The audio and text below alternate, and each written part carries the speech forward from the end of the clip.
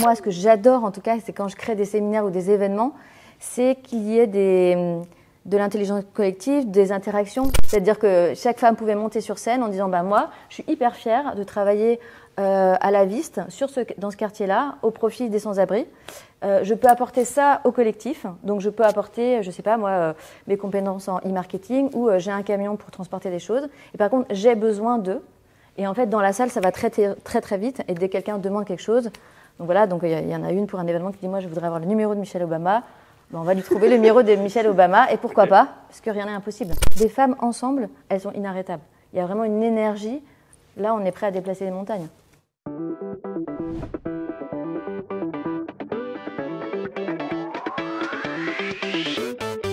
Bonjour tout le monde, bienvenue dans ce Héros du quotidien hebdomadaire. On est aujourd'hui au Mucem, dans un très beau lieu de Marseille qui est un lieu emblématique, on peut dire maintenant. On est avec Daphné Chavarria, qui a lancé un très beau mouvement, une belle communauté qui s'appelle Sista for Good et dont elle vient nous parler aujourd'hui. Et puis évidemment avec Raphaël Duchemin, journaliste. Bonjour Daphné. Et pour Marcel. Et on va vous parler de tout ça aujourd'hui. Avec plaisir. Daphné, bienvenue. Est-ce que tu peux nous parler de Sista for Good, de comment c'est né? Alors, Sista for Good, je me suis rappelé ce matin, figure-toi, que quand j'avais 18 ans, j'organisais des soirées Girls Power avec mes copines. Et donc, ce mouvement, il est né déjà il y a très très longtemps. Okay. J'ai toujours été entourée de femmes, j'ai beaucoup de sœurs. Il y a un mois, c'est très récent finalement qu'on est sorti du bois. Je me suis dit, ok, le monde part un peu en live. On a des femmes extraordinaires autour de nous, qui font un job incroyable. Il est temps en fait de les révéler et de les célébrer. Et donc je me suis dit que j'allais monter un mouvement collectif qui part de Marseille pour mettre en lumière les femmes de tous les quartiers, de tout âge, que j'appelle des femmes d'impact. Donc c'est-à-dire des femmes qui ont une conscience collective, qui sont dans la sororité, donc qui font passer l'intérêt collectif avant l'intérêt personnel, qui font un pas de côté et qui sont très actives sur le territoire et souvent un peu dans les coulisses. Et j'avais envie de les mettre en lumière en montant ce groupe-là qui va agir et qui va faire plein de choses à Marseille. For Good. For Good. Sista for Good. Tu as, on s'est connus par ailleurs donc, sur plein d'autres projets parce que tu en as déjà mené beaucoup. Tu dis ça part de Marseille. Ça veut dire que tu veux le agrandir parce que c'est un point de départ finalement seulement. Ah oui, c'est un point de départ. Mais déjà, en fait, à Marseille, on est hyper nombreuses. Donc, j'ai envie de révéler... Non, mais vraiment. C'est-à-dire que là, on a fait un lancement il y a 3 semaines. On était 150 à Coco Velten. Et on en avait parlé genre 15 jours avant. Je pense que si on s'était pris 3 mois à l'avance, on aurait été 1500. D'ailleurs, mon objectif, en tout cas pour 2024, c'est d'identifier 1000 femmes d'impact et d'organiser un énorme festival, le festival de la sororité à Marseille pour les mettre en lumière. Lors de la soirée de lancement, il y avait des femmes qui étaient en Afrique du Sud, qui avec notamment Yoke Quintance qui est à Marseille et en Belgique et qui a monté Girls Make the City. Coucou, c'est Yoke Quintance, belge à Marseille. Now it's your turn! Let's go Marseille!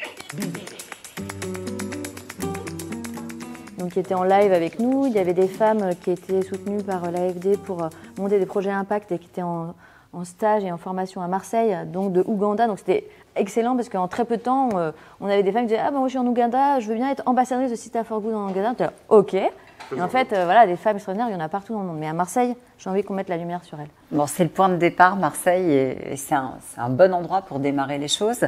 C'est ouvert sur le monde, forcément. Qu'est-ce qui fait justement le trait d'union avec les autres femmes? Quel est le dénominateur commun pour être dans Sista for Good, en dehors du féminin? Alors, on ne va jamais vérifier si vous êtes une femme d'impact. C'est chacun qui peut se déclarer être une femme d'impact engagée. Et parce que je pense qu'en fait, si à partir du moment où on fait une action en faveur de sa famille, de son quartier, de son entreprise, de sa collectivité, si on fait ce pas de côté, en tout cas, de penser à l'intérêt général au détriment de son intérêt individuel, on fait partie de ces femmes d'impact. Et en fait, le mouvement Sista for Good, il a pour objectif de prendre soin des femmes qui prennent soin du monde. Puisque je pense que si on imagine les choses de cette façon-là, on prendra soin du monde, in fine. Donc c'est ça un peu mon objectif en tout cas, c'est de monter ce collectif en intelligence collective. C'est ça qui fait notre particularité. C'est-à-dire qu'il y a des réseaux de femmes, il en existe beaucoup, à Marseille et dans le monde. Là, tout est fait en intelligence collective. C'est-à-dire qu'on va organiser des séances de co-développement. Une fois par mois, l'une d'entre nous peut poser sa problématique. Et derrière, on sait qu'on a 100 femmes qui potentiellement peuvent apporter des réponses, ouvrir des portes, faciliter les choses et être assez créatives ensemble. C'est un peu une version augmentée de soi-même, en fait, que j'essaye de créer avec ce mouvement. Donne des super pouvoirs à chacune. Voilà. Je me suis entourée aussi d'un bureau où on est 7 femmes de tout âge, de tout quartier, pour lancer le mouvement. Ça, c'était important. Je n'ai pas créé daphnéjardin.com. J'ai vraiment créé Sista for Good avec une associée qui s'appelle Dalila El Jawadi, qui connaît toutes les femmes des quartiers, qui font un travail extraordinaire. Et ensemble, en fait, on arrive à réunir pas mal d'idées, d'initiatives, de projets qui transforment Marseille. C'est une résonance entre les personnes qui viennent, parce que tu as réuni 150 personnes, c'est ça? Ouais. Comment tu as fait pour qu'elles se parlent, qu'elles échangent, que vous créiez du lien? Parce que tu dis l'intelligence collective autour d'un sujet, et ça c'est très clair, c'est-à-dire que si tu organises un événement très clair autour d'une thématique, comment cette communauté tout de suite elle a pris? Parce que en fait c'est ça qui est assez fort avec ce projet qui est Sista for Good, c'est qu'on l'a vu naître en se disant va y avoir 20 personnes, 30 personnes, 40, finalement on est 150, il y a l'Ouganda, tu l'as dit. Comment ça a pris ça? C'est quoi la mayonnaise qui a fait que ça a fonctionné? Parce que déjà on est plusieurs à porter le projet et que chacune d'entre nous amène maintenant son réseau. Donc chaque cercle s'ouvre sur d'autres Exactement. cercles. Pendant cette soirée-là, moi ce que j'adore en tout cas, c'est quand je crée des séminaires ou des événements, c'est qu'il y ait de l'intelligence collective, des interactions. Donc chaque femme qui rentrait à cette soirée-là, je lui donnais le prénom d'une autre femme qu'elle ne connaissait pas. Elle devait aller à sa rencontre pendant la soirée. Et le but du jeu, c'était de repartir avec 5 numéros de téléphone de femmes qu'elle avait rencontrées. On a écrit des choses ensemble, c'est-à-dire qu'on a partagé notre engagement. Il y avait un moment, il y avait un open mic avec ce qu'on appelle du pitch and talk. C'est-à-dire que chaque femme pouvait monter sur scène en disant moi, je suis hyper fière de travailler à la Viste dans ce quartier-là, au profit des sans-abri. Je peux apporter ça au collectif. Donc, je peux apporter, je ne sais pas moi, mes compétences en e-marketing ou j'ai un camion pour transporter des choses. Et par contre, j'ai besoin d'eux. Et en fait, dans la salle, ça va très, très, très vite. Et dès que quelqu'un demande quelque chose, donc voilà, donc il y en a une pour un événement qui dit moi, je voudrais avoir le numéro de Michelle Obama. On va lui trouver le numéro de Michelle Obama. Et pourquoi pas? Parce que rien n'est impossible. Vraiment, quand des femmes ensemble, elles sont inarrêtables. Il y a vraiment une énergie. Là, on est prêt à déplacer les montagnes. Justement, les femmes ensemble, elles sont inarrêtables. Vous avez parlé de sororité, ça s'appelle Sista. Qu'est-ce qui fait que les femmes, elles sont inarrêtables quand on les met ensemble? Parce que quand on regarde, on est la moitié de la population.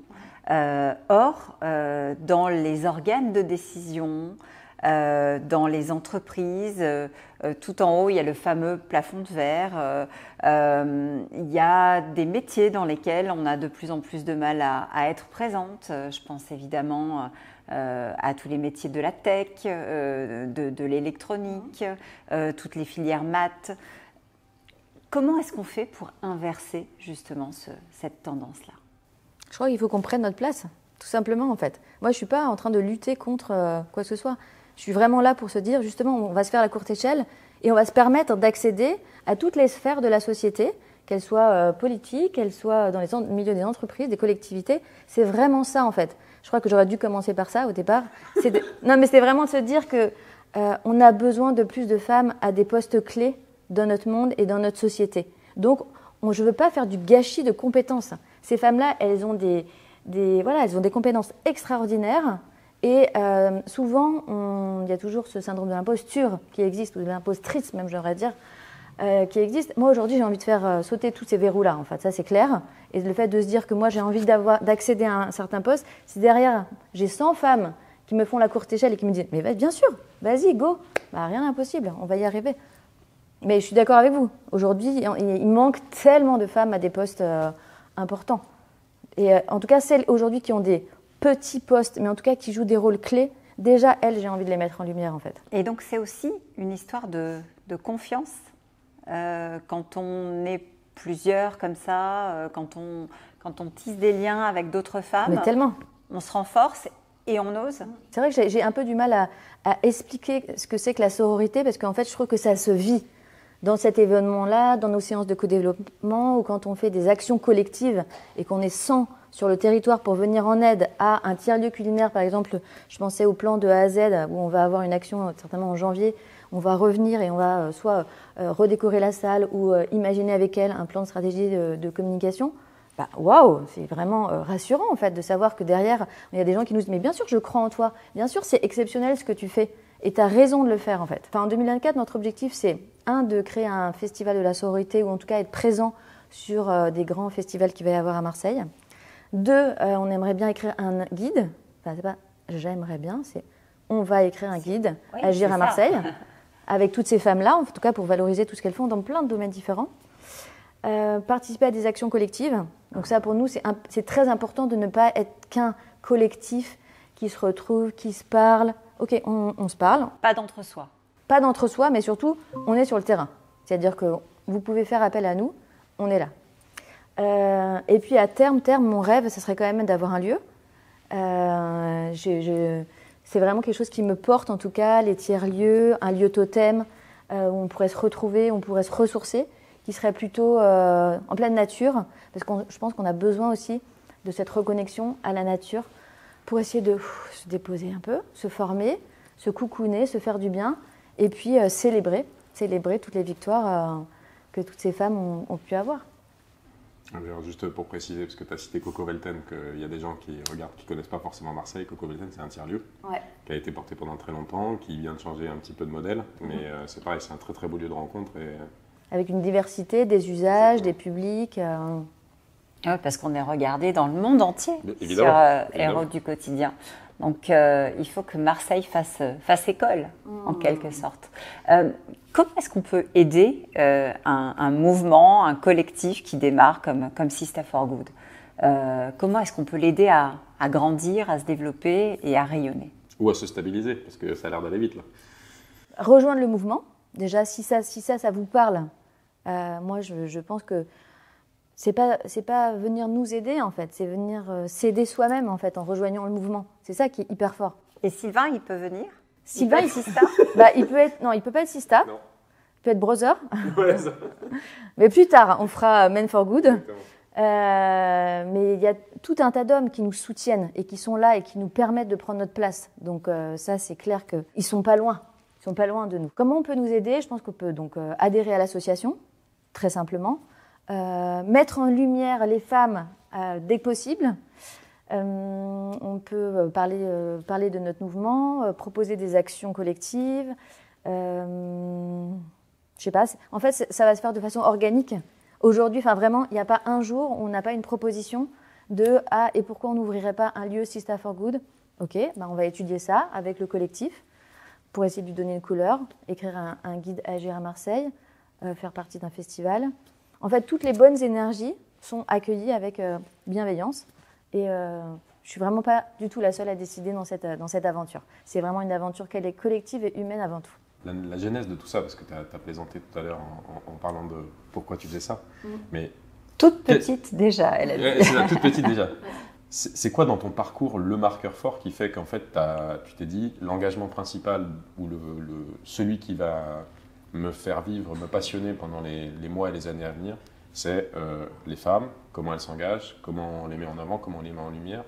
Parce qu'il y a plein d'autres sujets qu'on croise, chacun s'engage au quotidien dans des causes. Pourquoi celle-là, peut-être, t'a touché le plus ou...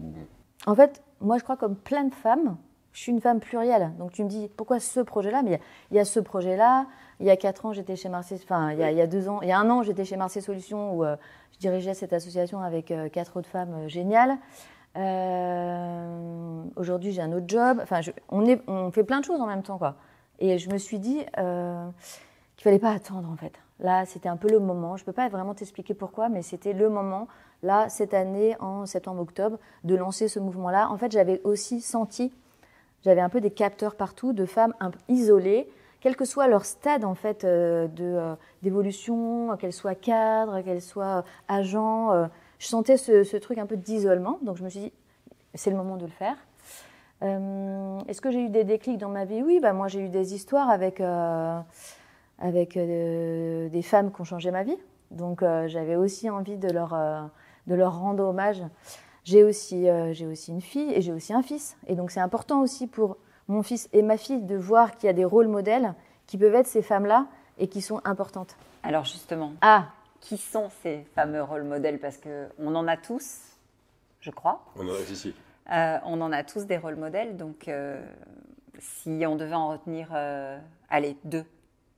À 2, c'est difficile. Je sais, c'est pour ça que je dis 2. En fait, moi, je pense que mes héroïnes du quotidien, c'est vraiment pas des femmes qui sont connues aujourd'hui. Je parlais de Dalila Djawadi tout à l'heure, qui est usagée référente à l'hôpital Nord et qui a monté ce collectif qui s'appelle Sororité Interquartier, qui réunit 8 femmes exceptionnelles. Et c'est par exemple ces 8 femmes-là, c'est pour moi mes héroïnes et c'est pour elles que je me lève aussi tous les matins. Et j'aimerais tellement qu'elles soient à ma place aujourd'hui et que ça soit elles que vous veniez interviewer. Donc il y a Aïcha Mansouri, Fatima Mostefaoui, il y en a énormément et c'est ces femmes-là en fait qui me motivent en fait tous les jours. On va aller les voir, hein. De toute manière, on va les recevoir, c'est prévu. On enrichit au fur et à mesure la liste grâce à nos invités. Tu nous as apporté un petit Mais objet tout à fait. que tu voulais nous montrer. Suspense. Alors justement, regarde ce que j'ai acheté ce mois-ci. Ça s'appelle Qui est-elle? Je pense que peut-être quand vous étiez plus jeune, vous avez joué au Qui est-ce? Oui. Et bien là, c'est la même chose. C'est le Qui est-ce des femmes qui ont changé le monde. Et accessoirement, en France. Et donc, comme j'ai deux filleules, je me suis dit que j'allais leur acheter ça. Et ce qui est très intéressant, c'était que si je peux sortir le petit livret avec toutes les femmes. Ouais, Françoise Baressine aussi, Gisèle Halimi, bien sûr. Natou, Edith Piaf, Rokhaya Diallo, Jacqueline Auriol, Émilie Duchâtelet, Olympe de Gouges, Louise Michel, Simone Veil, Camille Etienne. Il y a plein de récentes aussi. Etc. Enfin, je veux dire, il y a des femmes, oui, c'est Arlette Laguillet, Alice Coffin. Voilà, il y a des activistes. Et en fait, donc j'ai regardé ce dépliant, j'ai regardé en fait toutes les femmes qu'il y avait dedans. Il y a 0 femmes qui sont sur Marseille. Donc, si vous Une version marseillaise. Voilà, exactement. Si vous me demandez ce qu'on pourrait faire ensemble, c'est peut-être de m'aider à financer le jeu l'année prochaine du Qui est-ce des Marseillaises. Et voilà. Bah, en voilà une bonne initiative. En voilà un bon lancement. Bah, oui. Je crois que c'est pour nous, Sylvain. Non, c'est super, et au contraire, bien sûr. Magnifique projet. En tout cas, ce qui est dingue, c'est cette énergie qu'il y a à faire des choses multiples. On le voit, parce que c'est la force d'une communauté, je crois. C'est-à-dire que tu vas en avoir qui vont venir avec des problématiques qui sont finalement très concrètes de terrain. Certaines vont vouloir créer autour de ça. Bien il y sûr. a des aspects beaucoup plus créatifs, il y a des aspects comme celui-ci, des aspects qui sont peut-être d'ailleurs beaucoup plus éducatifs qu'on ne le croit. Et en particulier pour les petits garçons que j'étais, ou comme le mien. Parce que effectivement, c'est un sujet. Mais il y a des déterminants comme ça qu'il faut qu'on brise. Et je pense que c'est aussi le chemin que vous êtes en train de faire avec ça. Moi, je vois, tu vois, il y a un marqueur tout bête. Mon fils, il a 4 ans. Et il m'explique que le rose, c'est pour les filles. Alors que jamais de la vie, nous, on lui a dit ça. Moi, je porte du rose tout le temps. Je lui ai toujours fait porter du rose. C'est un truc, tu vois. Et en fait, de l'école, ils importent ça. Ils importent des choses comme ça. Alors qu'il a 4 clichés. ans. Il a 4 ans. Et donc, il y a un vrai sujet à travailler sur ça pour que, en fait, ils aient aussi des rôles modèles féminins, ces petits garçons. Bien sûr. Ils aient aussi des jeux qui leur mettent en avant des personnes qui sont différentes d'eux et qui sont valorisées et que ça ne soit pas juste par le regard de la maman, tu vois. Et je trouve ça vachement bien, ce genre de jeu, à mon avis. Il y a un vrai, Je pense qu'on peut y jouer en famille, si tu veux, on le fera tourner. Ouais, on le fera tourner. Parce que j'en ai acheté 3 exemplaires quand même. Quoi. Je te le prendrai avec plaisir pour lui faire découvrir. Il était un petit peu petit encore, mais... Comment est-ce que, justement, on peut faire grandir un mouvement comme celui-là? Alors, en parlant, en essayant d'y apporter sa pierre. L'idée, c'est effectivement de sortir de Marseille, si j'ai bien compris. Alors, construire les fondations ici. Ouais. Hein.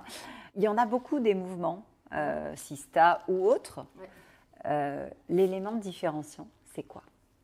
C'est des femmes qui agissent, c'est des femmes de terrain, c'est des femmes qui font changer vraiment la donne à l'échelle de leur ville, de leur quartier, de leur société.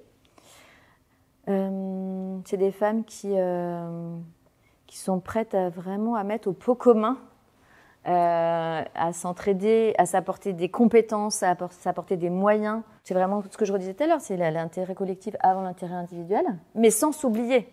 Parce qu'il y a un truc que, pour le coup, j'ai oublié dans cette interview, c'est de parler du soin. Et c'est vraiment ça qui est important, c'est le soin dans l'action. Nous, on n'a pas envie de se cramer, en fait. On n'a pas envie de faire des burn-out. On a eu tous... Enfin, on est tous à deux doigts de ça.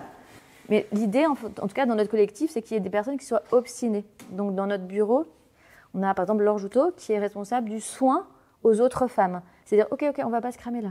Chacun fait ce qu'il peut avec l'énergie qu'il a au moment qu'elle a, en tout cas. Moi, en ce moment, j'ai beaucoup d'énergie à mettre dans ce projet. Donc, je suis là, je prends la parole, j'essaye d'entraîner le mouvement le plus loin possible. Et peut-être que dans 1 mois, dans 2 mois, j'aurai un autre projet où j'aurai une petite baisse de régime. C'est complètement OK. Il y a quelqu'un d'autre qui va prendre le relais.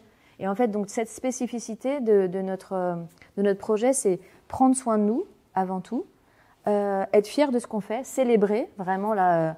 S'il y a un dénominateur commun entre toutes les femmes qui sont là, c'est aussi envie de faire la fête dans le bon sens du terme et de se dire mais vraiment waouh, c'est génial ce qu'on fait quoi. Et puis d'essayer d'embarquer le plus de femmes différentes possible. C'est vraiment ça, cette idée de créer des rôles modèles. Mais on n'a pas besoin d'être une célébrité pour être un rôle modèle. On a besoin juste de... On a tous eu des mentors connus. Mais oui, enfin, je veux dire... qui ont changé nos vies. Une prof à l'école, un animateur ou une animatrice. Notre dénominateur commun aussi, parfois, c'est aussi de se sentir un peu seul dans nos actions. C'est-à-dire, même si on a énormément de réseaux, les responsabilités qu'on a, les engagements qu'on a, parfois on se retrouve un peu à des endroits où on aimerait bien déposer quelque chose. Soit déposer nos difficultés, soit déposer le fait qu'on aurait bien besoin d'être un peu plus nombreuses pour se soutenir ou avoir un peu plus de moyens. Donc voilà, c'est un peu ça notre dénominateur commun. Et j'aimerais bien vraiment mettre la lumière sur des femmes, je reviens sur sororité interquartier tout à l'heure, qui pour moi ne sont pas vues à leur juste valeur, alors qu'elles ont monté une fédération aujourd'hui, et elles sont allées déposer un projet européen pour faire le lien entre ces femmes des quartiers populaires, même si je déteste ce mot-là, et vraiment je trouve qu'on est tous issus d'un quartier, il y a 111 quartiers à Marseille, et on fait tout ce qu'on peut à l'échelle de notre quartier. Mais ces femmes-là, en tout cas, elles sont reconnues à l'échelle européenne, elles ne sont pas reconnues à l'échelle marseillaise. Donc là, notre objectif, c'est de se dire, il y a un vrai sujet. Et elles sont en train de faire des liens entre des quartiers à Bruxelles, des quartiers dans d'autres pays d'Europe. Elles vont monter des super beaux projets. Donc faisons de Marseille un territoire emblématique de la sororité. Célébrons-les, on a un territoire magnifique et on a aussi énormément de défis à relever. Donc ce n'est pas uniquement les entreprises, les collectivités qui vont pouvoir relever seules les défis de notre société. Et pourquoi les femmes, elles ont justement ce petit plus pour les relever, ces défis? Parce qu'elles sont mamans, parce qu'elles pensent aux générations qui suivent. Pardon, hein, Sylvain, les papas non, mais moi sûrement, je te rejoins complètement dans les questions. Il y a énormément d'hommes qui sont dans cette vibration-là, je dirais. On les appelle, avec des mots, on les appelle les hétéros tendres. Ceux qui sont là-dedans, qui ont cette sensibilité, en tout cas, de parler de leur énergie, de parler de leur faiblesse aussi, et savoir demander de l'aide. Pourquoi on a ça? Alors, toutes les femmes ne sont pas forcément dans la sororité, mais une grande majorité d'entre elles. Pourquoi? Alors ça, j'ai pas vraiment l'idée, j'ai pas vraiment la réponse préconçue. Je pense qu'on a quand même 2000 ans ou 4000 ans d'histoire derrière nous qui font qu'on a eu quand même des rôles clés dans le soin aux autres. Et j'aimerais bien qu'on sorte un peu de ça aussi. J'aimerais bien qu'on garde ça, ce soin et cet alignement et faire attention à l'autre, mais je ne pense pas qu'on soit obligé d'être maman pour avoir cette sensibilité à l'autre, en fait. Mais c'est peut-être ce lien c'est peut-être cet altruisme qu'on a chez nous, ce lien je sais pas, à la nature aussi. Moi, je reviens souvent à ça, mais c'est vrai que c'est très important. On a un petit super pouvoir en plus, en fait, je crois. On en revient toujours au girl power. Dès le démarrage.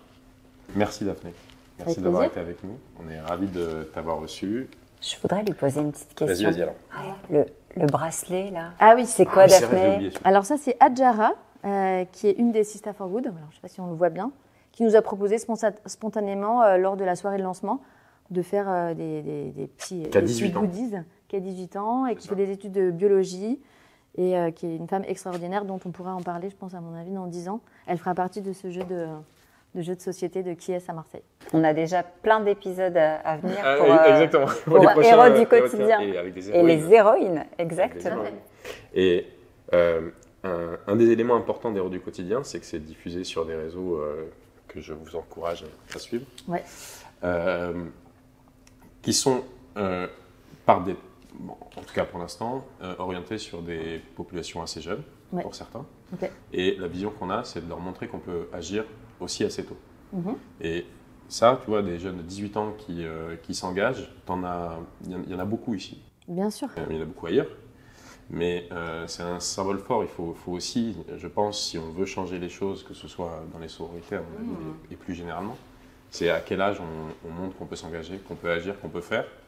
Et ça, c'est une des missions aussi que vous vous donnez, ou pas, d'essayer d'amener à vous des plus jeunes aussi, de Mais les bien emmener sûr. Derrière vous.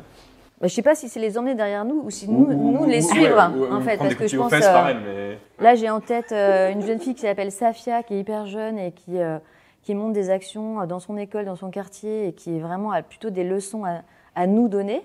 Moi, j'adorerais créer une sorte de TEDx des femmes d'impact, mais très jeunes, comme très âgées, en fait. Parce qu'on parle de la jeunesse, mais en fait, les personnes très âgées aujourd'hui, qui à partir du moment où elles sont à la retraite, on les oublie un petit peu, alors que c'est aussi des références pour nous. J'aimerais tellement que dans un an, sur ce plateau, lors de ce festival-là, on leur donne la parole. Et puis qu'il y ait justement aussi sur ce parterre de gens qui vont écouter ces conférencières, des gens qui se disent « Ah putain, j'ai écouté ça, ça m'a donné un déclic, et après je vais me lancer ». C'est ça qui est très important, c'est créer le déclic aussi. En tout cas, il est là le déclic. Hein. Ouais, il y est. Ah ouais. Et il est bien lancé. Merci beaucoup à vous. Merci Daphné. Merci, Raphaël. Sylvain. Merci On de a nous une avoir petite rejoints. partie à jouer là. On va jouer juste après. Merci à toutes et à tous d'avoir suivi ce Héros du quotidien hebdomadaire avec notre héroïne Daphné. Et on se retrouve la semaine prochaine. En attendant, suivez-nous sur tous les réseaux en vidéo et en podcast. Et sur sistaforgood.com. Et sur sistaforgood.com. Très bien.